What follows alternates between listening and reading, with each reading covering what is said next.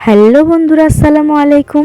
আজ আমি চলে এসেছি নতুন একটা ভিডিও নিয়ে। অপরের ভুল থেকে নিজে শিক্ষা নাও, কারণ সবকিছু নিজের উপর প্রয়োগ করে শিখতে চাইলে তোমার আয়ু কম পড়বে। যদি কোনো সাপ বিষধর নাও হয়, তবুও তার উচিত বিষধর হওয়ার ভান করা, এমন ভাবে যেন মনে হয় সে ইচ্ছে করলেই বিষাক্ত দংশন করতে পারে। একইভাবে দুর্বল ব্যক্তিদেরও সবসময় নিজেদের দুর্বলতাগুলি লুকিয়ে রাখা উচিত, যেন অপরে তার আভাস মাত্র না পায়। কোনো কাজ শুরু করার আগেই সর্বদা এই তিনটি প্রশ্ন করবে: আমি এটা কেন করতে চলেছি? এর পরিণাম কি হতে পারে? আমার সফলতার সম্ভাবনাই বা কতটা? যদি এই প্রশ্নগুলির সঠিক উত্তর পেয়ে যাও, তবেই কাজ শুরু করো।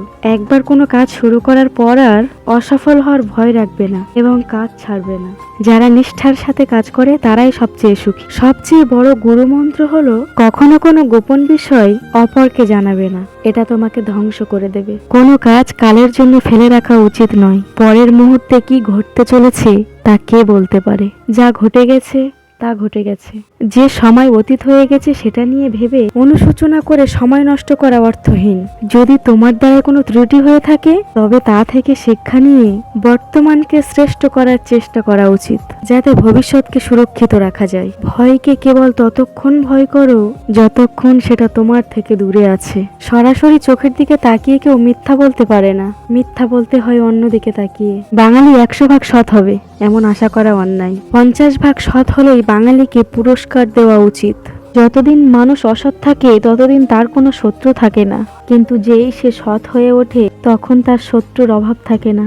যে মানুষ যত বেশি সত্য গোপন করতে পারে সে তত বেশি সৎ চরিত্রবান। যদি আলোচিত হতে চাও, সমালোচনাকে ভয় করো না। মনে রেখো, সমালোচনা এক প্রকার আলোচনাই। অন্ধকারে যে বাস করে, মৃদু আলোতে তার চোখ ঝলসাইয়া যায়। সফল হওয়ার উপায় কি জানি না, কিন্তু ব্যর্থ হওয়ার চাবিকাঠি হচ্ছে সকলকে খুশি করার চেষ্টা করা। সব মানুষের জীবনে অপূর্ণতা থাকবেই।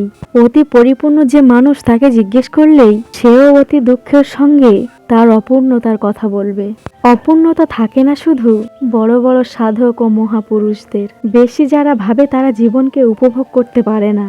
যদি ভালোভাবে বাঁচতে চাও, তাহলে সমস্যাকে তুচ্ছ জ্ঞান করতে হবে, আশীর্বাদকে গণ্য করতে হবে।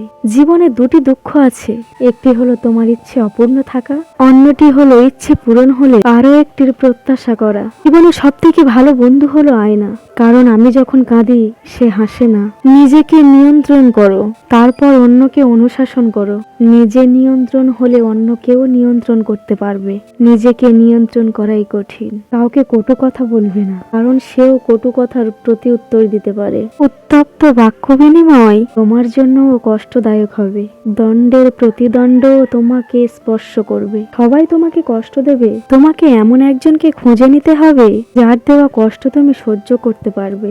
বৃদ্ধ হওয়ার সুখ অনেকের মধ্যেই দেখা যায়, কিন্তু সকলেই বার্ধক্য সম্পর্কের ভিত। মন দিয়ে মন বোঝা যায়, গভীর বিশ্বাস শুধু নীরব প্রাণের কথা টেনে নিয়ে আসে। কিছু কিছু মানুষ সত্যি খুব অসহায়, তাদের ভালো লাগা মন্দ লাগা ব্যথা বেদনাগুলো বলার মতো কেউ থাকে না। তাদের কিছু অব্যক্ত কথা মনের গভীরেই রয়ে যায়, আর কিছু কিছু স্মৃতি এক সময় পরিণত হয় দীর্ঘশ্বাসে।